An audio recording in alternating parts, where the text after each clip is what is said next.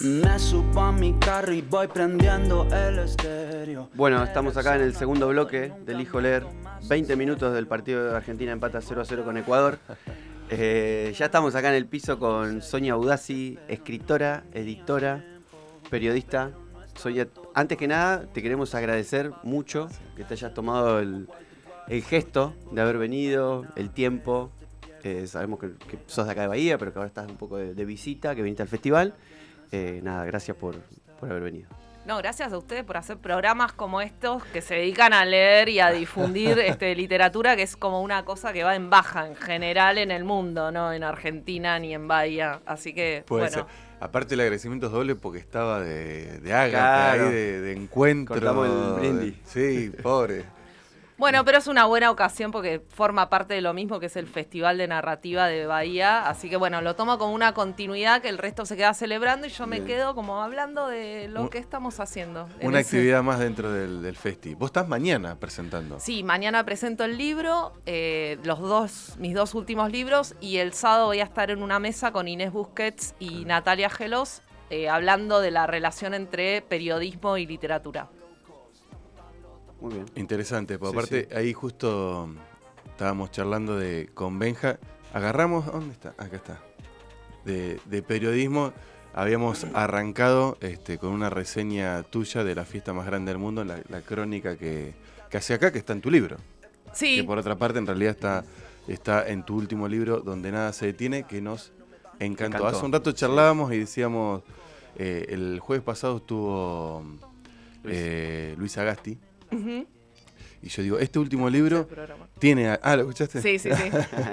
Digo, el último libro, digo, tiene algo de Sagasti, digo, en esto de reseña, de crítica, de algo de filosofía, de la apertura de temas y de ir picoteando, ¿no? Se me ocurre de entrelazar cosas. ¿Puede ser? Sí, está buena la relación que estableces, no se me ha ocurrido, pero recién con la gente del Festival de Narrativa veníamos hablando de la obra de Sagasti y que hay una cosa que tiene él que a mí me interesa mucho, que es esto del eclecticismo y la falta de solemnidad a la hora de unir cuestiones de la cultura pop, de la cultura de lo cotidiano, del costumbrismo, con referencias a, de pronto, grandes obras, ¿no? Y a mí me gusta jugar un poco con eso, no sé si lo logro, pero me gusta pensar sin hacerme la gran filósofa, digamos, ante eventos como el Mundial, y también me gusta pensar, no sé, ver cómo Madame Bovary, que es una novela que nos pueden enseñar que es ploma del siglo XIX, nos sigue interpelando porque tiene mucho de melodrama, además de que está muy bien escrita y demás, lo que todo el mundo sabe y que es lo que la convierte en un clásico. Así que, bueno, ese salto entre lo pop y la supuesta alta cultura me interesa mucho, digo, en la narrativa y en el ensayo. Y en este último libro, estos ensayos, ¿son a través del tiempo? ¿Los fuiste juntando o te sentaste y salieron? Mira, es una recopilación de un trabajo de años que hizo Diego Rosaque. ¿Cómo se llega a esa publicación? Bueno, en realidad el detonante fue Diego Rosaque, que es el editor de HD, que me dijo, mira, estuve leyendo tales cosas tuyas, me parece que podemos armar un libro con esto.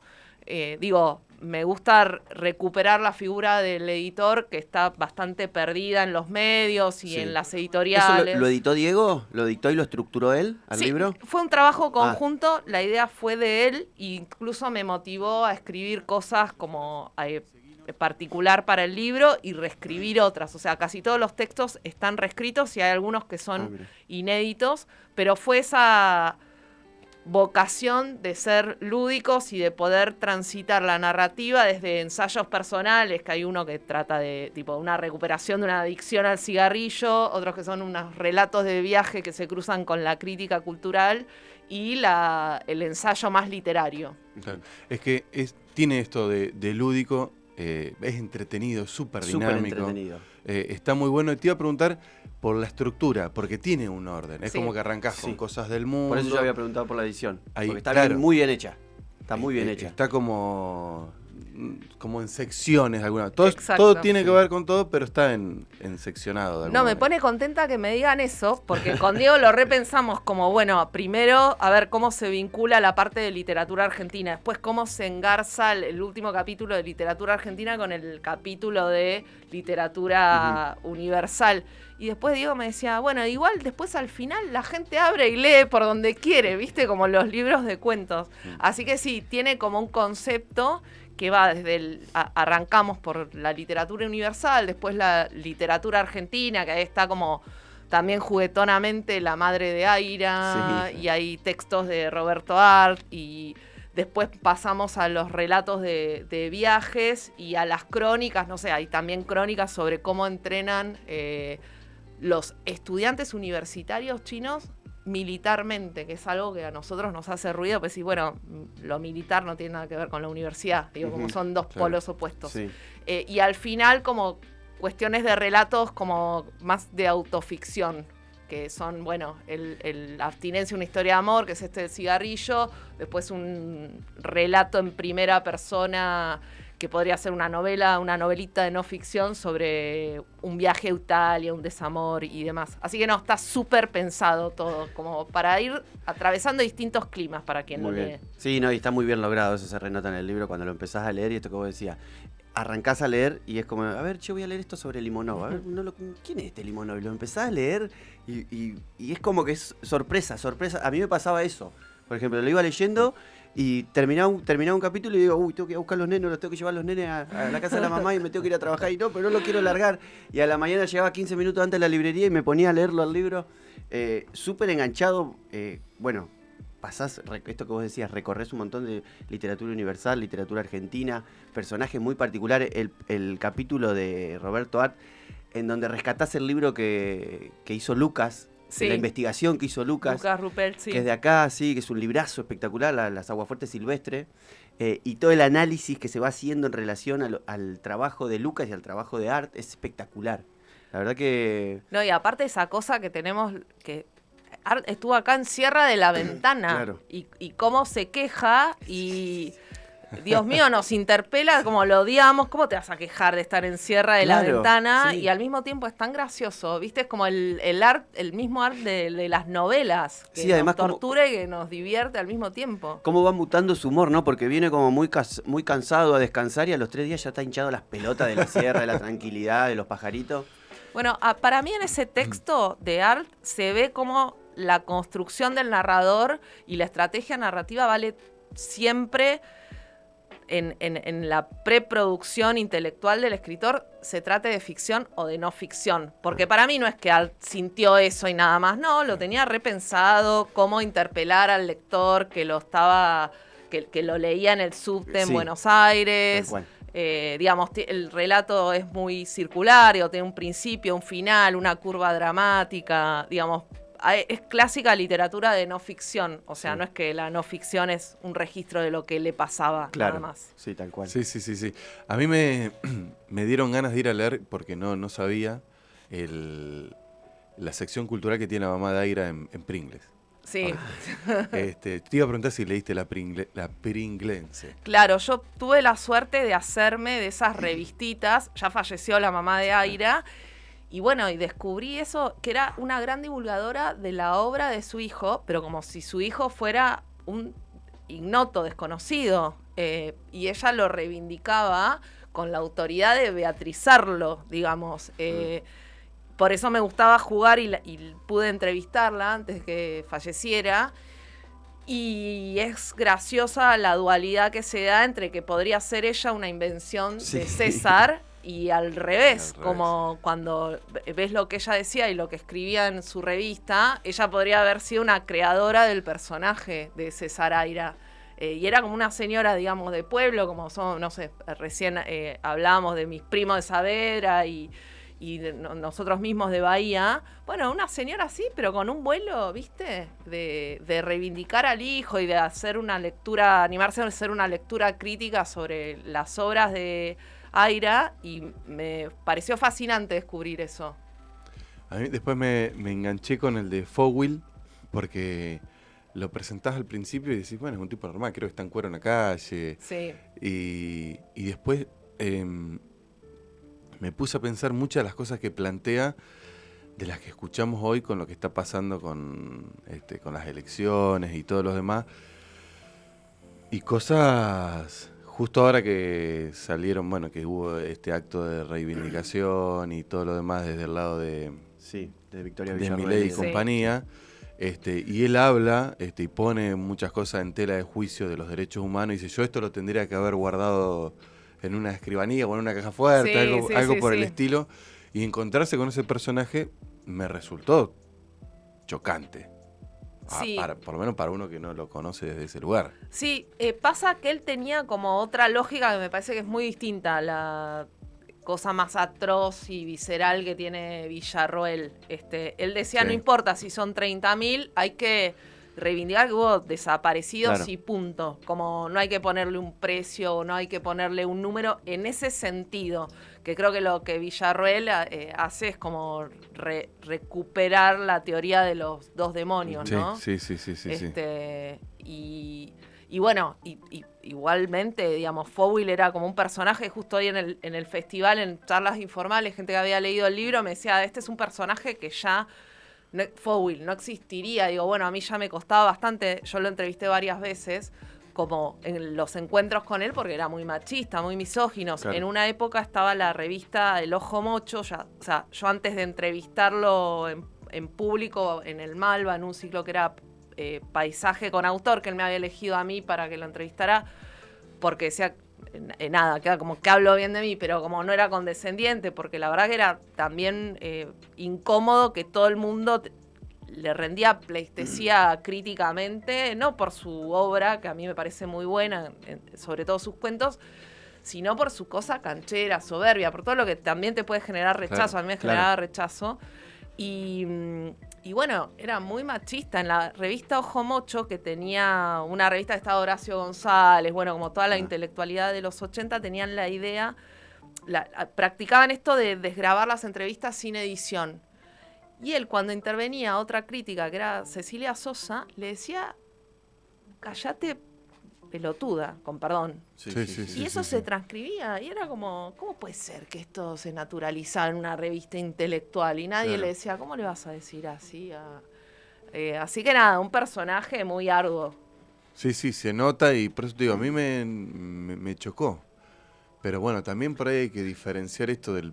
que la otra vez creo que lo charlamos con esto de quién escribe Del autor, con lo claro. que La obra. piensa o cómo actúa. Sí.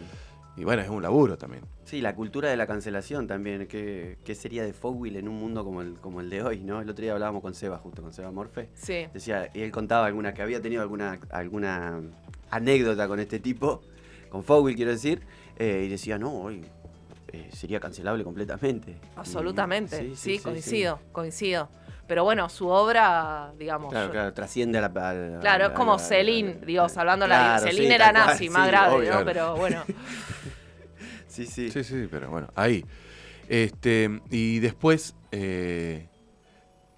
termina, a mí me gustó que termine con Bahía Blanca, el libro en un punto, con esta reseña, bueno, que haces del Mundial, de la 9 de julio, que era un poco lo que leíamos al principio, de lo que fue toda esa bataola de gente que fuimos, en realidad, Sí. porque estábamos ahí. Los que no fuimos a Qatar, me gustó eso. Claro. Todos los que no fuimos a Qatar estábamos ahí. Pero no, terminando hablando de Lautaro y de Bahía y que siempre está presente de alguna manera Bahía en lo que es tu literatura. Vos no te despegas nunca, o sea, no es que no te despegas nunca, pero te gusta llevarla, traerla a Bahía a...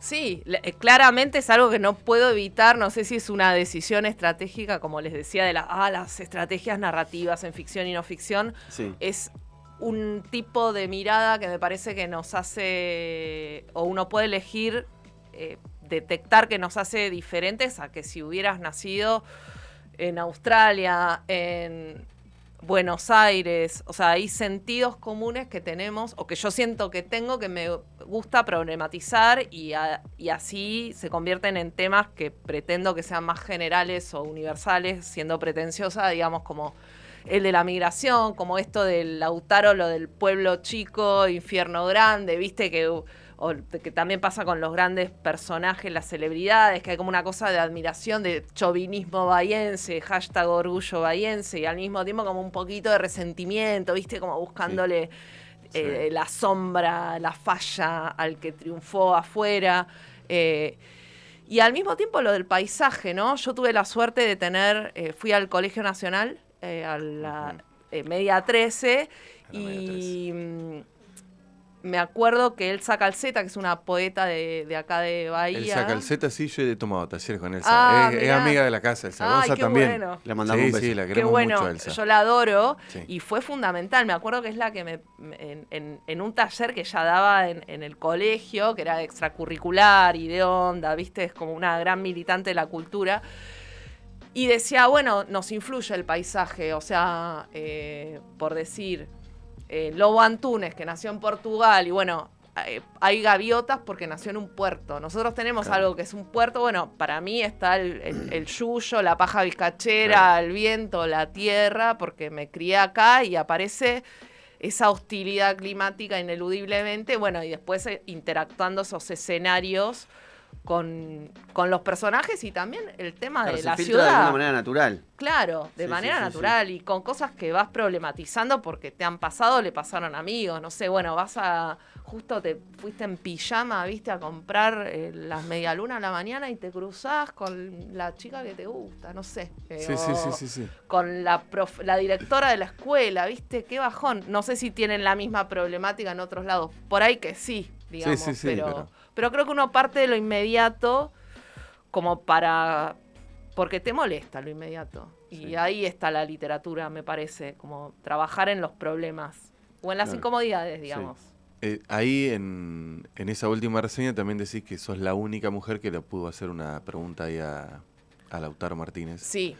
Y yo te iba a hacer esa pregunta a vos. Vos le preguntás a él qué extrañás de Bahía y a quién Homenajearías. homenajearías. Sí. ¿Y vos a quién? ¿Qué extrañás y a quién pero homenajearías de Bahía? Pero qué tremendos que son, no me lo esperaba. No, de Bahía, voy a hacer de Bahía extraño todo. Ahí vos me podés repreguntar, bueno, el viento y este clima horrible que se oye. No, de Bahía extraño el horizonte. Suena muy romántico, pero sí, el horizonte, andar en bici, o sea, yo sé que ahora la bici está de moda, pero yo me iba de el club universitario que hacía guitarra, que estaban los cursos de extensión cuando era la secundaria, hasta Villamitre, que ahí tenía los talleres con Elsa Calzeta, todo en bici. No sé, hay como una cosa familiar muy linda que conserva, me parece, Bahía, la cosa de ciudad chica y de solidaridad, que está buenísimo.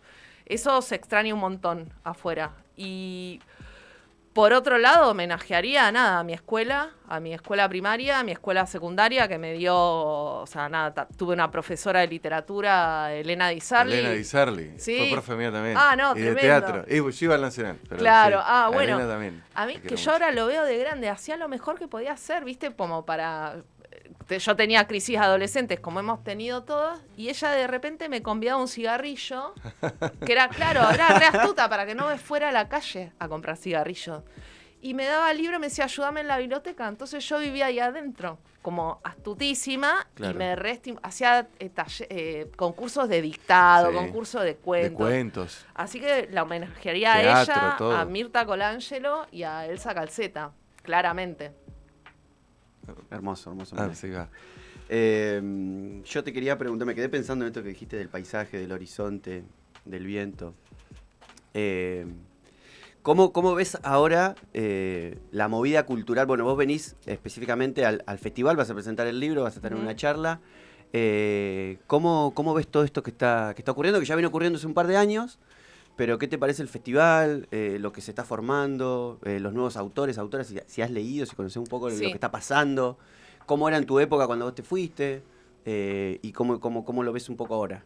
Me parece que hay una efervescencia que está como en un gran increyendo. O sea, igual yo hice como a finales de los 90 mi secundario acá y demás, y ya palpé lo que era la editorial Vox, los recitales de poesía, y ver cómo eso crecía. Y de hecho yo iba a Buenos Aires y con las pibitas y pibitos que teníamos a esa edad, y decía, miren lo que está pasando en Bahía. O sea, creo que hay una cosa que a veces se soslaya por el estigma que maneja muy bien Martín Cohen en la novela Bahía Blanca, y hace chistes con eso de que Bahía Blanca como ciudad derecha, como ciudad fascista, tiene como toda una contracorriente que me parece que es mucho más pesada, o no sé si mucho más pesada, no tengo estadísticas, pero que tiene que ver con esto, con la creación, con la gestión cultural, que se incrementó un montón y hay una convivencia.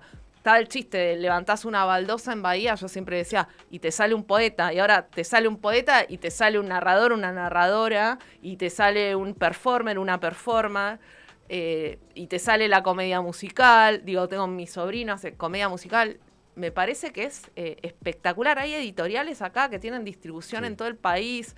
Me parece que ya, si bien Buenos Aires, aunque nos pese y toda la movida que hay acá, sigue siendo un lugar de legitimación, ya no lo es tanto. Digamos, hay cosas que... Y Vox fue como, para mí, como la punta de lanza en eso de darnos cuenta de que, bueno, no se necesita Buenos Aires necesariamente. Después ellos nos pueden tomar el canon. Y acá eso, hay como mucha juventud y mucha gente consolidada que sigue haciendo cosas acá. Esto, el Festival de Poesía, el Festival de Narrativa... el Festival de Teatro, no sé, me parece que es una ciudad privilegiada en términos culturales. Y no lo digo de chauvinista, ¿eh? No. Pero allá también la reconocen así. Pero recontra. Es más, ahora vine con una amiga de Buenos Aires que justo pasó porque ganó un premio de una antología que organizaron, o sea, un premio de narrativa que organizaron en ediciones anteriores del festival y ahora publican el libro. Y la verdad es que el nivel de las moderaciones, y a mí también me pasó esa sensación, de las intervenciones críticas que se hacen en el Festival de Narrativa y también en las lecturas del Festival de Poesía, no tienen nada que envidiar a las de otras partes. Pero eso, lo digo con conocimiento de causa o porque he visto como gente que no va a moderar una mesa, no leyó o leyó un poquito, no sé. Claro. Así que me parece que lo que pasa acá, y se discute mucho acá, Bahía es discutidora culturalmente. Yo cada vez que vengo digo, ¡ay, están todos peleados entre sí! Digo, bueno, está bien, que se discuta la Damos cosa. Sí. Hay Me da un poquito de bronca que digo, se hacen todos cosas copadas. Y después digo, bueno, está bien, aguanta el debate. Pasa también, me parece, en todos los ambientes. Sí. En todo ambiente artístico. En todo ambiente artístico, porque aparte Tiene que nada. ver con el ego, como... con los celos, con la envidia y con lo que el otro, ¿viste? Y Siempre la sobreinterpretación y Eso. el pensamiento, sí. Pero está la movida que es... Sí. Y es una pregunta que a gente por ahí de afuera siempre le preguntamos, le hacemos, y muchos lo reconocen. Y es una pregunta que hacemos, ¿por qué? Porque muchas veces acá pareciera como que no pasara nada, o hay mucha gente que está, esto que vos decías, por ahí flotando en el aire como no pasa tanto, o no pasan grandes cosas, y nosotros acá lo reivindicamos siempre, el Festival de Narrativa, el Festival de Poesía, las lecturas, los diferentes ciclos que hay, el teatro, la comedia musical.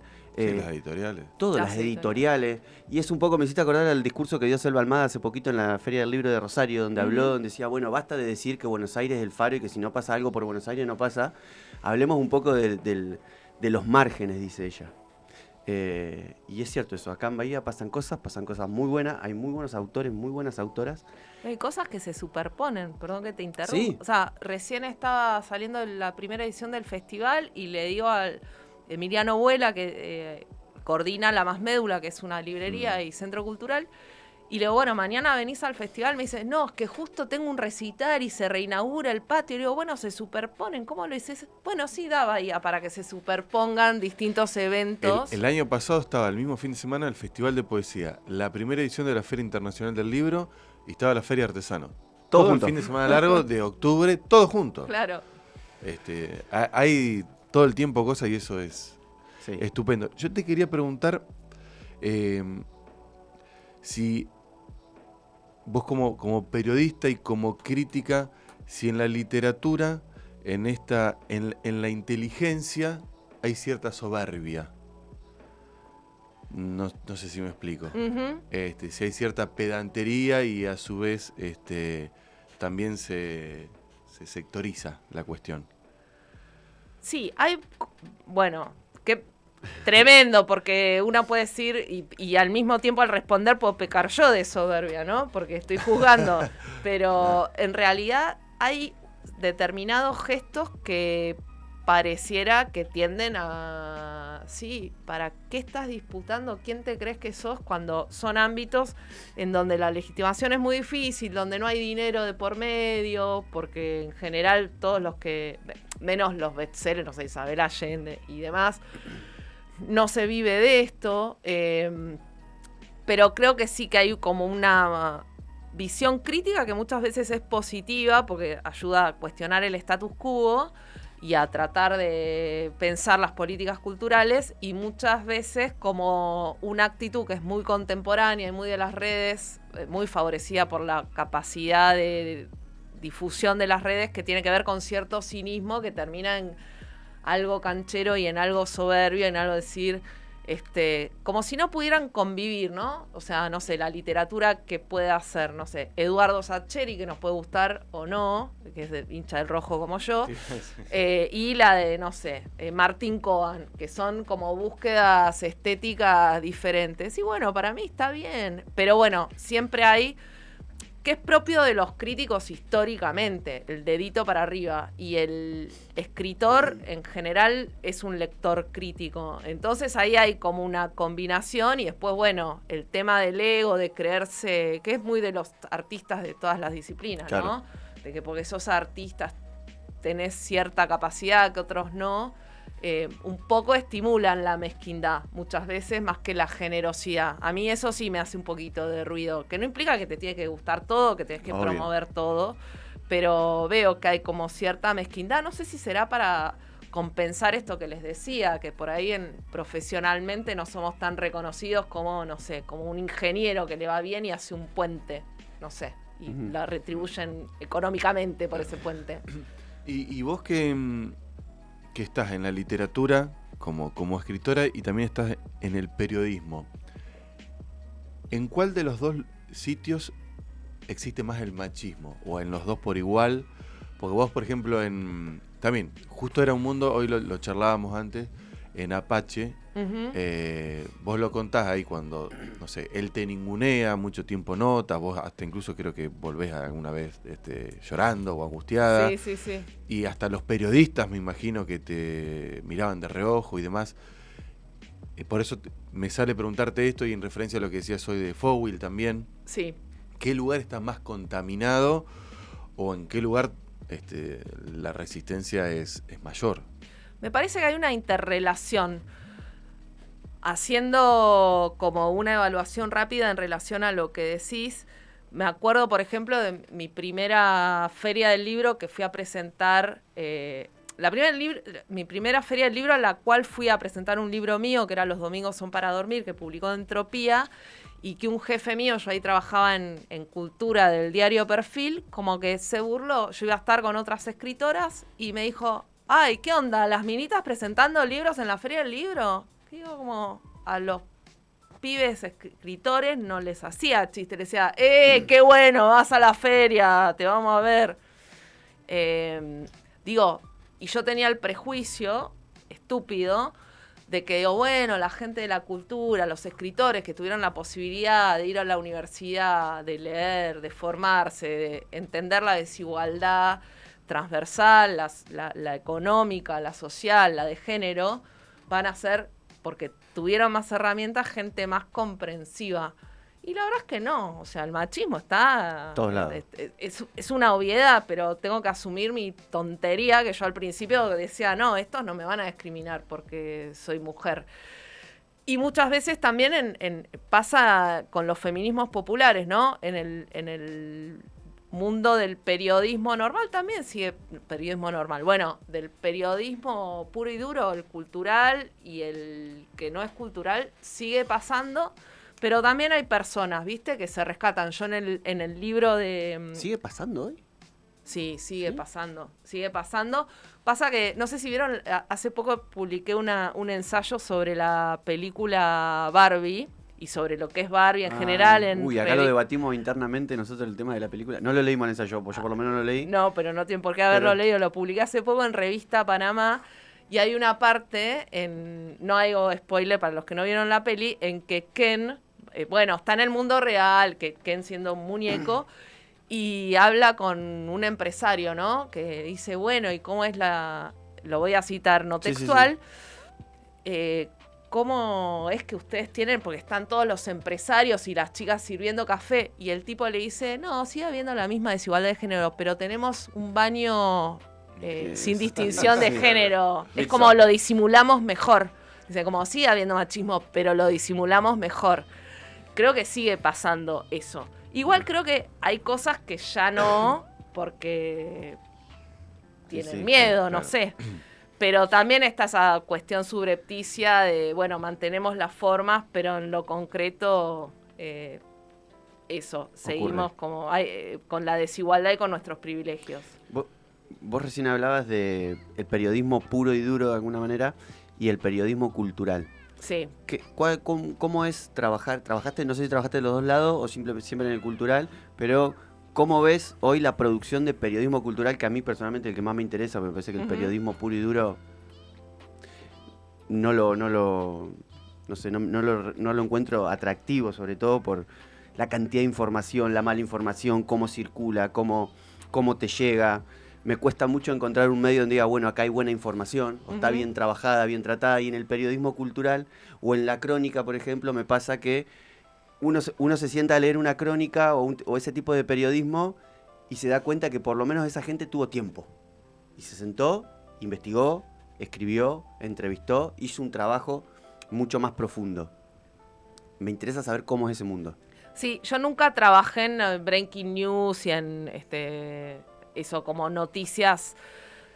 He publicado cosas con poco tiempo, como lo que mencionábamos de Lautaro Martínez, pero me parece que hay una cuestión que no solo tiene que ver con el tiempo, sino con la mirada. Yo creo que el periodismo cultural, el que reseña libros o el que se pregunta por fenómenos populares o por objetos de arte, tiene una mirada que también puede ser, puede extenderse, como vos decías, a la crónica, aunque sea un partido de fútbol. Creo que la diferencia está en la mirada también y en tratar de, el periodismo que vos decís que no te gusta es aquel que es sensacionalista, que te quiere dar respuestas, que tiene esas cuestiones rimbombantes para que te indignes o para que te genere morbo.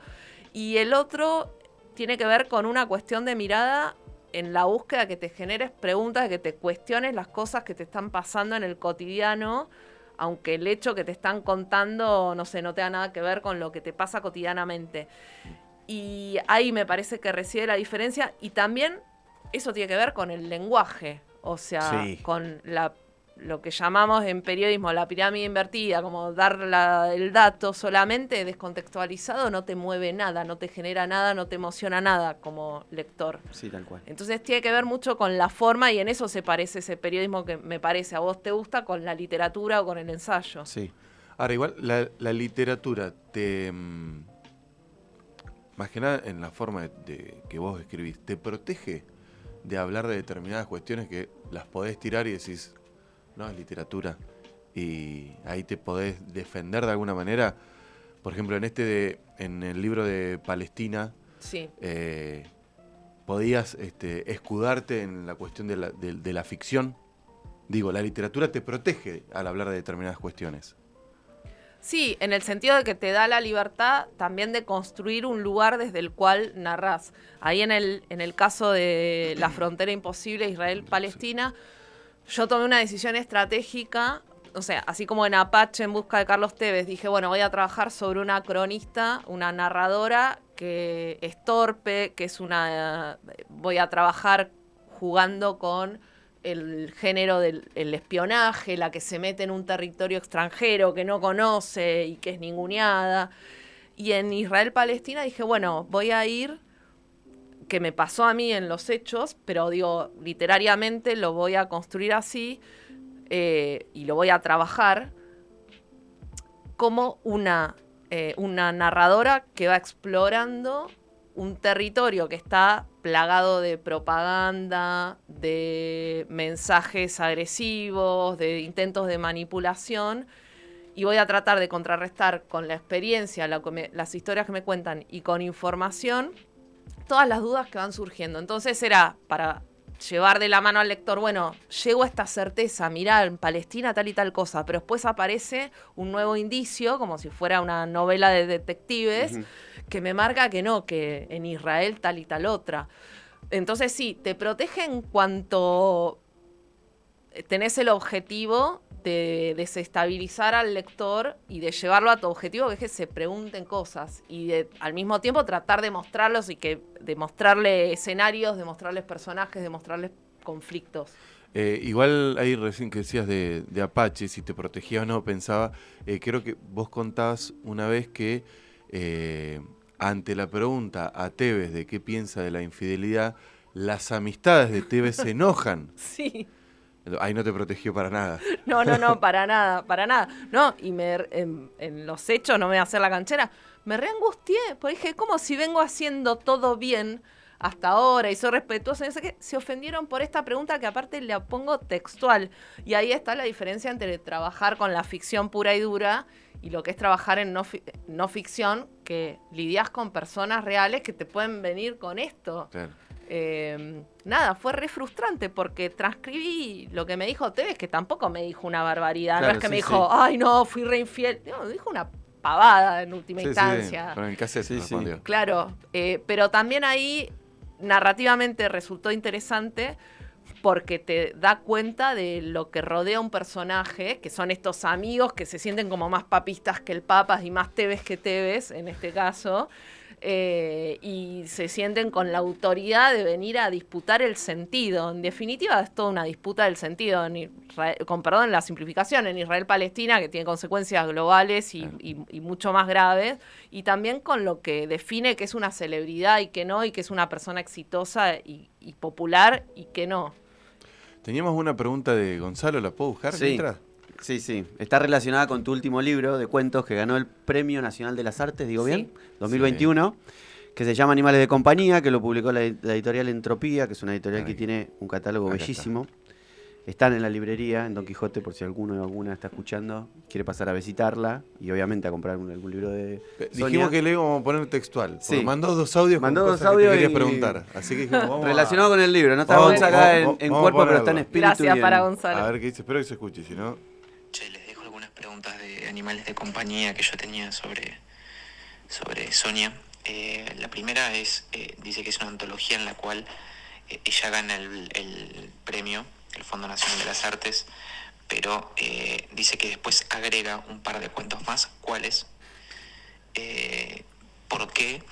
Y en esta antología si los cuentos se escribieron todos de un tirón o si fueron escritos durante varios años y después ella los compiló. Preguntarle Ahí empezaba la otra después. Hay otra más.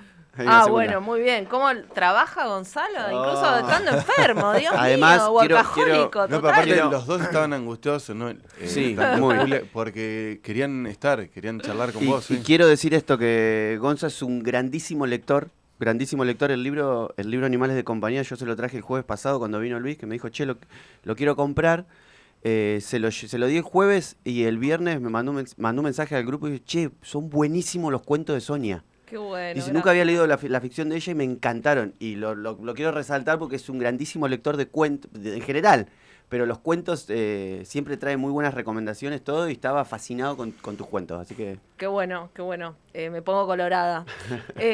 No, respecto a la pregunta, tuve la suerte de tener editores exhaustivos, que son esos como que una piensa que no existen más a veces.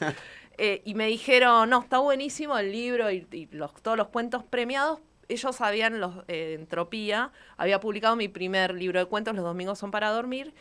Y me dijeron, nos falta lo rural, que es lo que a nosotros nos gusta mucho. ¿Vos no tenés otros cuentos? Dije, sí, tengo. Bueno, y ahí decidieron, había otro que tenía otro escenario, que estaba dentro del rubro de los premiados, Y no, y se quedaron con uno que se llama La velocidad del alacrán, que no estaba incluido ahí, y otro creo que se llama Batallas ganadas. Así que me tuve que someter al criterio de los editores, pero eso no era con ningún... sino porque leen lo mío y les gustaba como esa beta y quería que hubiera... Bueno, vos al principio me preguntabas de Bahía y cómo se cuela el escenario, y se ve que a ellos les gusta cómo se cuela ese escenario. ¿Vos solés darle lugar a quien te edita?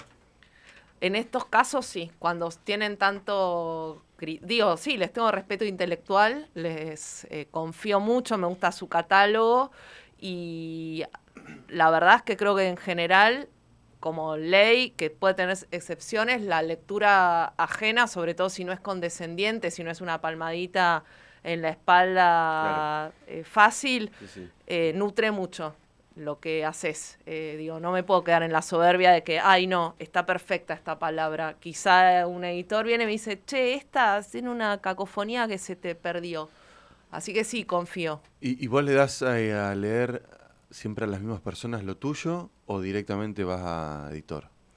En general tengo 2 o 3 personas, amigas, escritoras, que me leen. Digo, de hecho, este libro, antes de mandarlo al premio al Fondo Nacional de las Artes, lo leyó Mariana, la escritora Mariana Schiavaresis y Matías Castelli, que es otro amigo mío, que sé que no son, viste, me dicen, no, esto no funciona. O sea, eso te iba a preguntar. No tienen ningún compromiso. Es una porquería, claro, o... sí, bien. sí. Esto ¿Y cómo es recibir eso? No, feo, una que diga, no, qué genia que sos la mejor del mundo. No, pero está bueno, porque cuando te dicen que está bueno, pero está crees, bueno esto que decís que es con honestidad. Claro, entonces cuando te dicen que está bueno, decís, viste, te vas como a celebrar a escondidas al baño. Pero, y en general son constructivos y nada, está bien, es como muy útil, porque el laburo es un cliché lo que voy a decir, del escritor es muy solitario, y entonces tener un feedback con un editor, aunque no sea el editor formal, está buenísimo. Está bueno. Y aparte siempre está la lucha entre en mi caso, ahora me invitan a la feria del libro de Guadalajara y me pidieron, voy a estar en un encuentro internacional de cuentistas, pidieron una cosa que te da pavor, que es hacer un decálogo de cuentistas. Digo, bueno, lo estuve escribiendo ayer, de las luchas es en mi caso, entre el hermetismo y la sobreexplicación. Entonces, por eso viene bien la mirada de afuera, decir, bueno, ¿esto se entiende? Claro. ¿No se entiende? ¿Lo estoy explicando demasiado? Claro. ¿La segunda pongo? Sí, poné la segunda. Después Juli mandó algo. Preguntarle por qué se llama Animales de Compañía, porque hizo que los cuentos giraran justamente sobre animales de compañía. Preguntarle quiénes son los animales de compañía, si las propias personas o las mascotas que están en los cuentos. Bien, la respuesta es múltiple porque las personas funcionan como animales en los relatos y también los animales funcionan como compañía.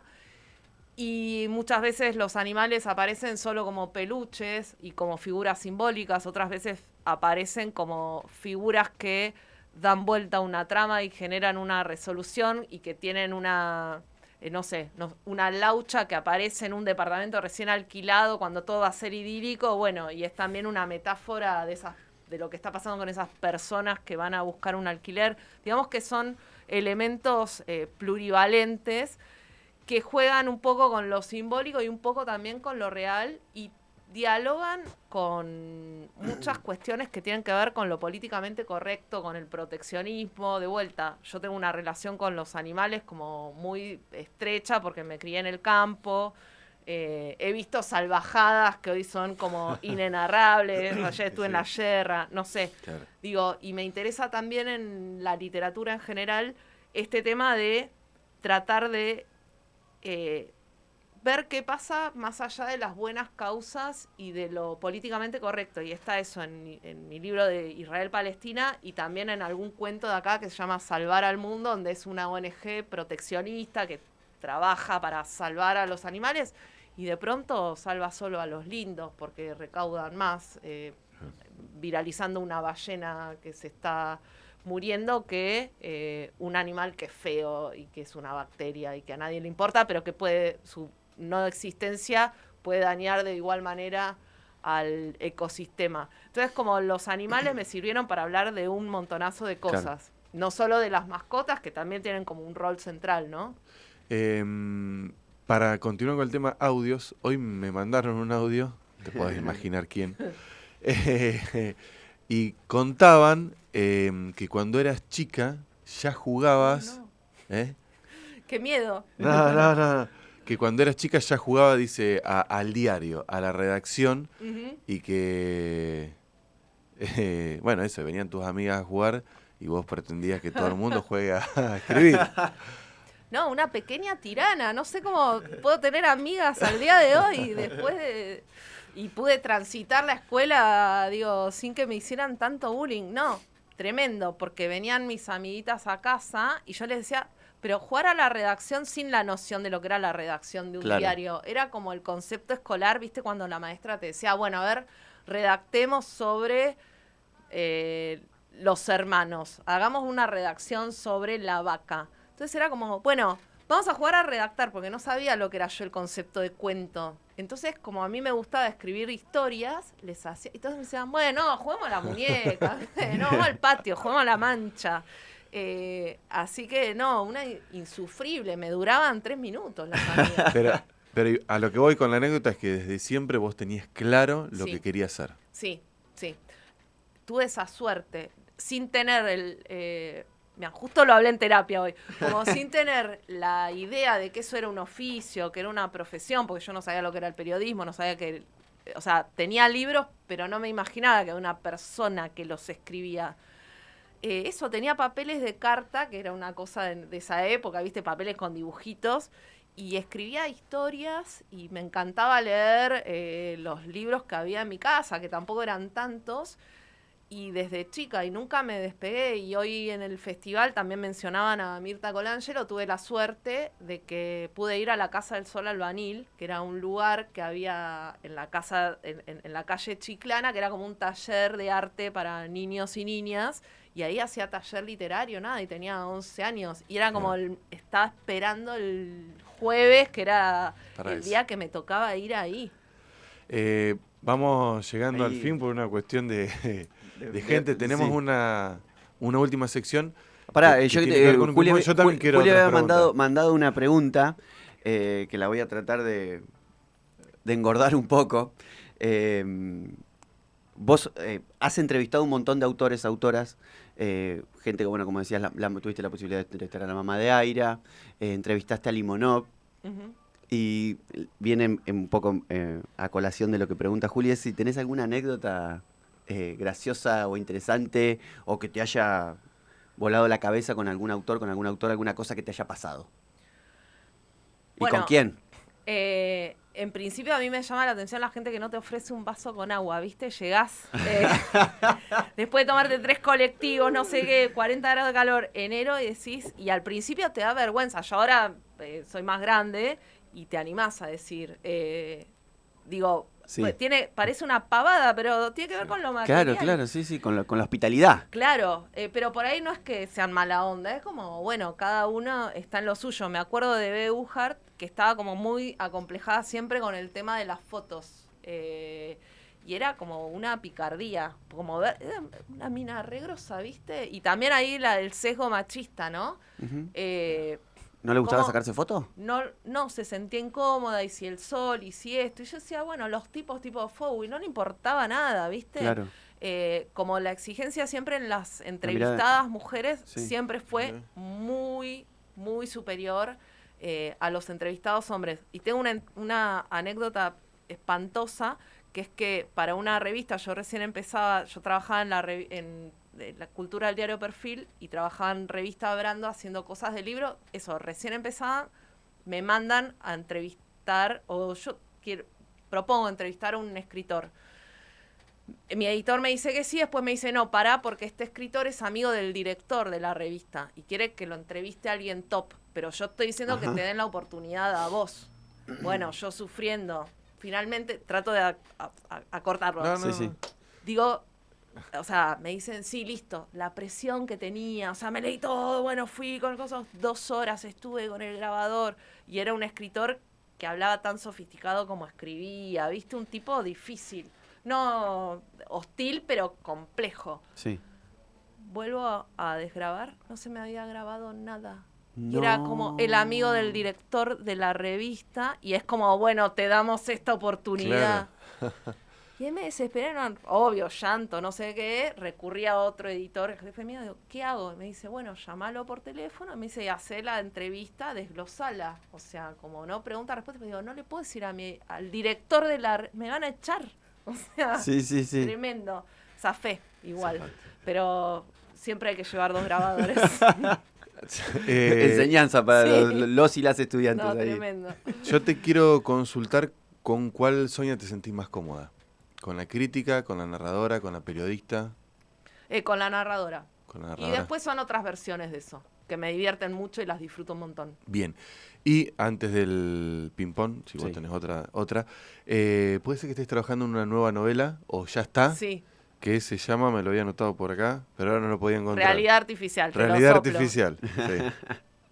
Sí. ¿Y qué tal eso?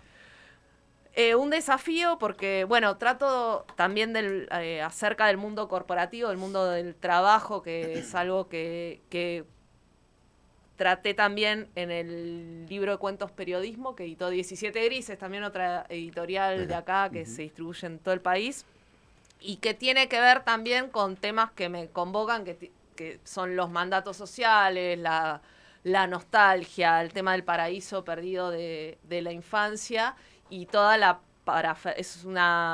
narradora trabaja en una productora que se encarga por diferentes medios de producir realidades, para producir felicidad y para producir tristeza, para sintetizarlo.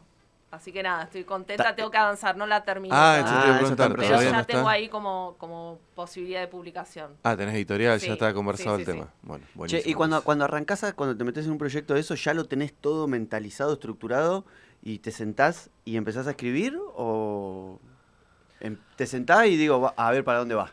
No, es una combinación. O sea, Ah. de pronto tengo una escena y ahí veo de qué me está hablando esa escena, cuáles son los temas que aparecen ahí, y otras veces es como un trabajo que se mezcla lo sensorial y lo intelectual, digamos, como la estructura y la percepción y sentir determinadas apreciaciones sobre algo que te contaron, sobre algo que pasó, sobre algo que viste, y a partir de ahí ver, bueno, qué es lo interesante de Claro. esto, qué es lo que está por debajo de la escena superficial. Así que es una mezcla. Y después sí, te sentás y decís, bueno, acá presentación de personaje, viste, das vuelta. Claro.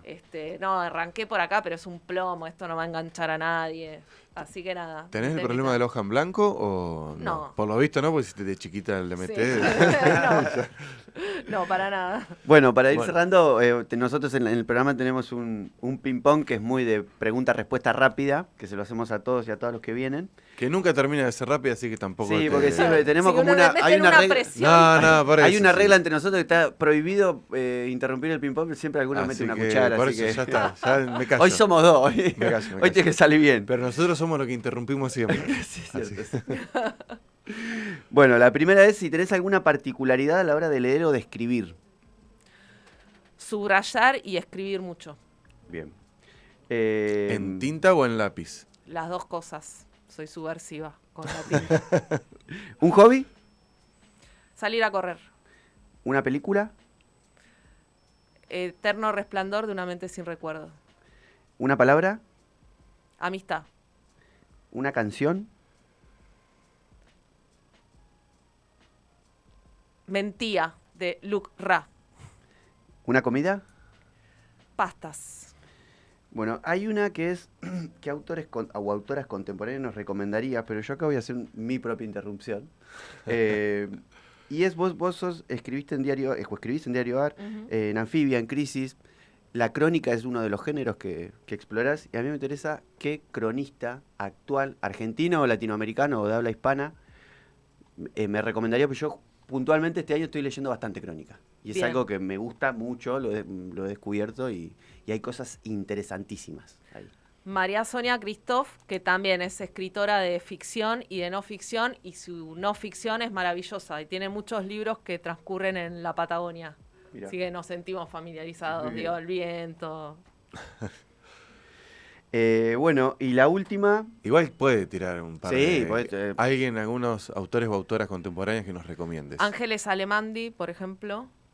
Ella también está ahora viviendo en la Patagonia, es muy buena, es una chica joven y no recuerdo ahora el título de su libro, pero es genial. Eugenia Pérez Thomas también, que hace un registro más entre lo íntimo y lo autobiográfico.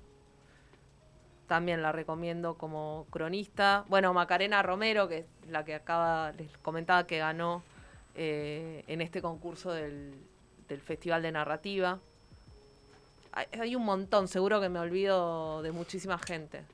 bueno, y la última para cerrar, y te agradecemos muchísimo por No, el tiempo, ustedes. por la conversación, la verdad que lo hemos pasado hermoso. ¿Por qué escribís? Es cliché la respuesta, porque es lo único que me sale a hacer, que me conecta con una felicidad inmediata. Bueno, muchísimas gracias, Sonia. Gracias, Sonia. A ustedes, muchísimas gracias.